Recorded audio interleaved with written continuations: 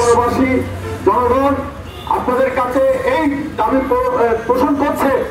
পর্যটন রাজধানী খ্যাত কক্সবাজার লজ্জাস্কর ব্যাপার, ভালো একটা রাস্তা নেই। 1995 সালে এই রাস্তা করা হয়েছিল সম্ভবত 16 ফিট বা 18 ফিট। এরপরে আর কোন ধরনের কোনো পরিবর্তন হয়নি।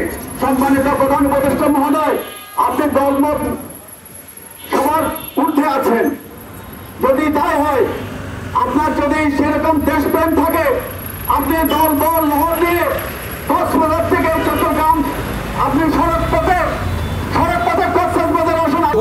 বাংলাদেশের 80% লবণ যায় কক্সবাজার থেকে। পাশাপাশি এখানে মাছের ব্যবসা রয়েছে, গাছের ব্যবসা রয়েছে, সীমান্ত বাণিজ্য রয়েছে। সব মিলে বাংলাদেশের অত্যন্ত গুরুত্বপূর্ণ একটি সড়ক হচ্ছে চট্টগ্রাম কক্সবাজার মহাসড়ক।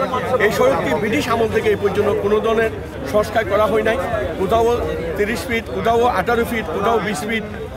এটি একমাত্র সড়ক যে বাংলাদেশের সবচেয়ে জরাজীর্ণ সড়ক। অথচ এইটির মধ্য দিয়ে সারা পৃথিবীর মানুষ কক্সবাজার ঘুরতে আসে। ইতিমধ্যে আপনারা জানেন 3,500 বিদেশি রয়েছে, রোহিঙ্গা ক্যাম্প কাজ করে, তারাও এই সড়ক দিয়ে যাতায়াত করে। এই চট্টগ্রাম সড়ককে মহাসড়ককে সাইলেন উন্নীত করার দাবি শুধু কক্সবাজার জেলাবাসীর নয়, চট্টগ্রাম জেলাবাসীর নয়, এটা সুসজ্জ জেলাবাসীর দাবি। বসুন্ধরা টিস্যু, অশুদ্ধতার বিরুদ্ধে এক বিন্দুও ছাড় নয়। এটি জনগণের নিরাপত্তার জন্য বড় ধরনের হুমকি হয়ে উঠেছে।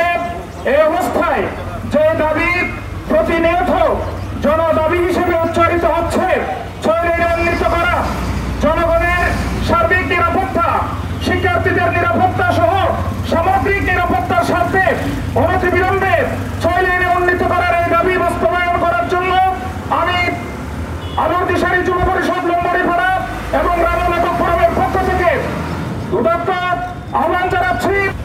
আমাদের অ্যাক্সিডেন্ট হচ্ছে তো এমন ভাবে, গাড়িতে যারা থাকে আর একজন অবশিষ্ট থাকে, সবাই চলে যায়। তাহলে সেটা তো আর মেনে নেওয়া যায় না। অনেকদিন আমরা সহ্য করেছি। আমাদের সবসময় এই বাংলাদেশ স্বাধীন হওয়ার পর থেকে মনে করেন আমাদের বিরোধী দলীয় এমপিরাই আমাদেরকে সবসময় আমরা আসি, সরকার থাকে অন্য দলে, যার কারণে আমরা সবসময় অবহেলিত হয়ে আসছি। সেই ভাবার আপনার আছে, আপনি সেই বুটু দিয়ে আমাদের কক্সবাজার বাসীকে এখানে আমাদের এই সড়কটা মানুষ 6 লেনে উন্নীত করা, এই 6 লেনের সাথে জড়িত। আমি যদি বলি, প্রথমে আপনি অনতিবিলম্বে সিদ্ধান্ত গ্রহণ করবেন এবং এই সিদ্ধান্ত বাস্তবায়নের জন্য আপনি উদ্যোগ গ্রহণ করবেন।